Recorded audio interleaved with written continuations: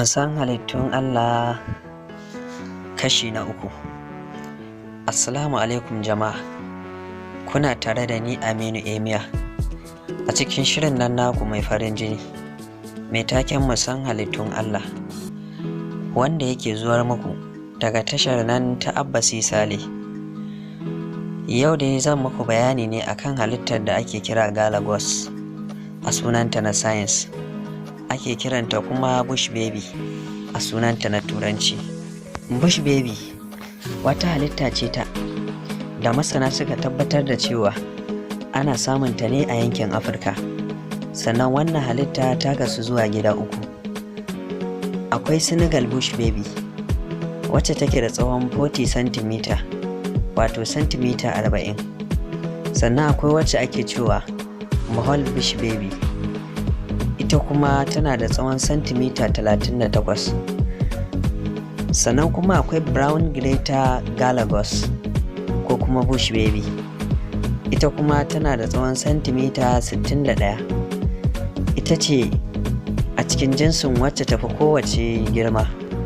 A ɓangaren nauyi, Senegal bush baby tana da nauyin giram 230, inda Mahol bush baby ita kuma take da nauyin giram 200.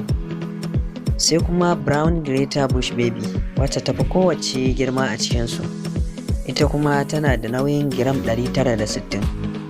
Sannan wannan halitta ce wacce Allah ya cika da baiwa da kuma ababen mamaki a tattare da ita. Duba da yanayin halittarta, Allah ya yi mata zubi na abin kallo, sannan kuma abin ban sha'awa, wani sa'in har da abin ban tsoro. Idan muka kalli hannunta zuwa ƙafarta, halitta ce Allah ya yi mata wacce za mu iya cewa kamar ta yi kama da biri. Sannan kuma a yanayin siffar jikinta da gashinta kwatankwacin irin na mage ne. Sannan halittar jelarta ya yi kama da na biri sam. Sannan kuma ɓangaren halittar hannunta tamkar hannu ne irin na mutum. Idan muka kalle shi ko kuma muka tsaya muka irga yatsun jikin hannun, za mu ga guda 5 ne cif-cif. Haka kuma idan ya buɗe hannun yana yin kama da na mutum zam ba tare da bambanci ba. Sannan kuma yana da al'aura sak irin ta mutum, babu bambanci, sai dai kawai nasa halittun akwai gashi a jikinsu. Sannan kuma idan muka dawo ɓangaren fuskar shi wannan halitta na bush baby, Allah ya yi mata halitta da idan kare, kamar yadda idan kare yake haka idansa yake. Sannan kuma wannan ido ya fi gani da daddare da shi. Sannan idan muka dawo ɓangaren wajejen bakinsa kuma, shi kansa ɗin ya yi kama da na kare, sai dai kuma ya ɗan fi yanayi da na mage sosai. Sannan yanayin kewayen fuskarsa shi kansa irin na mage ne. A ɓangaren kunne kuma, masana sukan ce ya yi kama da na ɓera, waɗansu kuma sai su ce ya yi kama da na kare. Allah mai halittu da yawa. Sannan a cikin dabbobi, wannan shi bush baby ɗin yana daga cikin dabbobin da suka fi kowace dabba tsalle, saboda yakan iya yin tsallen tsawon mita 6 ba tare da jin nauyin jikinsa ba. Sannan yana iya tsalle daga wannan bishiya zuwa wannan bishiya ba tare da ya faɗo ba.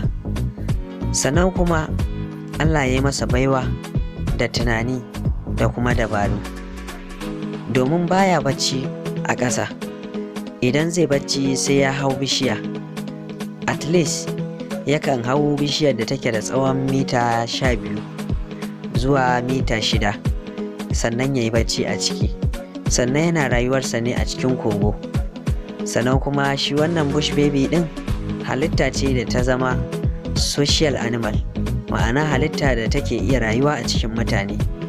Sai dai masana sun tabbatar da cewa rayuwar tata a cikin mutane baya sa ta cutar da mutane, sai dai ko kiwonta za a yi an fi son a keɓance ta a keji. Sannan daga cikin baiwar da Allah ya yi wa wannan halitta shine tana iya haddace abin da ta ga ana yi yau da gobe. Duk abin da za ka yi a gabanta, matuƙar za ka yi yau ka zo ka nana ta gobe, to to tabbas za ta haddace kuma za ta yi ƙoƙarin aikata ita ma wannan abin. Misali, kana saka ta a keji kullum sai ka kulle, sannan in ka zo buɗewa za ka buɗe a gabanta, to matuƙar za ka juri yin hakan wataran za ka zo ka tarar ta buɗe ta fita. Wannan shine kaɗan daga cikin baiwarta. Sannan mai Bush Baby yake ci? Bush Baby dai yana ci ne daga kayan itatuwa, misali kamar irin su kankana, gwanda, abarba da ayaba da dai sauransu. Sannan masana sun tabbatar da cewa yana cin ƙwari ma da wasu kuma daga cikin ƙananan dabbobi kamar irin su ɓera, fara, kyankyaso, gizo-gizo da dai sauransu. Sannan kuma yakan kama maciji ma ya cinye ba tare da shakka ko jin tsoro ba. Sannan idan ya kama kunama, ita ma yana cinye ta da ranta ba tare da jin tsoro ba ko fargaba. Wannan duk daga cikin baiwarta ne. Sannan ya wannan halitta suke haihuwa? Suna haihuwa ne sau 2 a shekara, a farkon damuna a cikin Nuwamba suke haihuwa, sannan kuma su ƙara haihuwa a ƙarshen Fabrairu. Wannan shine lokutan da suke haihuwa sau 2 a shekara. Sannan suna mu'amalarsu ta auratayya kamar yadda sauran halittu suke yi. Sannan wannan halitta suna da wata dabara da suke amfani da ita wajen gane tsakanin kogon wancan tsibirin da kogon wancan tsibirin. Idan suka tashi, suna yin amfani da fitsarinsu wajen fitar da hanya don gane gurin da suke so su je a cikin sauƙi ba tare da sun sha wahala ba. Sai su rika zana layi da fitsarinsu. Wannan suna amfani da shi ne a matsayin hikimarsu. Wannan shi ne kaɗan daga cikin bayani akan halittar Bush Baby. Allah ne masanin halittunsa. Muna godiya a gare ku. Mu naku ne kuma kuma namu ne. Fatan nasara a gare ku da mu baki ɗaya.